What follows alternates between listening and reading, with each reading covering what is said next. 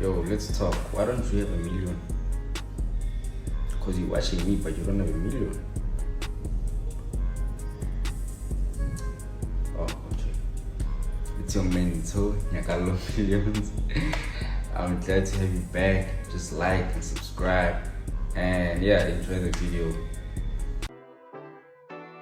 So, if you didn't know, any chart is a sequence of zones where there is supply and demand, with supply and demand imbalances in between. So, if you are used to trading the classic support and resist levels, I advise you to forget about them for 1 second. And let's focus on supply and demand, especially the zones where the price is moving away with a lot of momentum. Whenever that happens, it's a sign that the balance of supply and demand has shifted in a very substantial way. Supply and demand are the origins of these price moves. A supply zone is an area at which a lot of sudden selling has occurred. This resulted in an imbalance between supply and demand, where supply greatly exceeded demand, pushing the price down. The demand zone is an area at which a lot of sudden buying has occurred, which resulted in an imbalance between supply and demand, where demand greatly exceeded supply, pushing the price upwards. So, I consider supply and demand as a leading indicator. While traditionally support and resist levels are only called as such after at least 2 tests, this is not the case with supply and demand.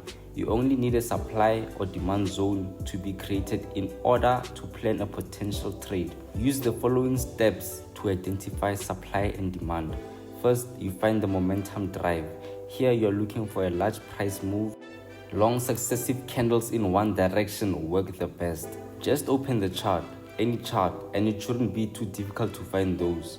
So both the momentum and how fast the price is moving, and the absolute distance and how far did the price move before it stopped going into that direction are very, very important.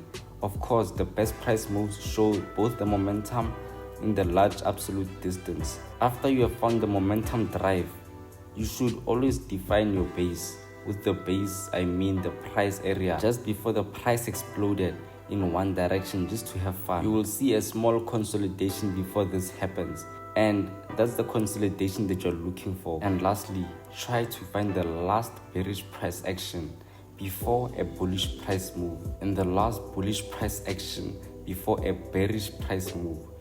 This is the area that is responsible for the resulting move. The base of a supply or demand zone is where the orders were placed that were responsible for moving the market in such a strong way.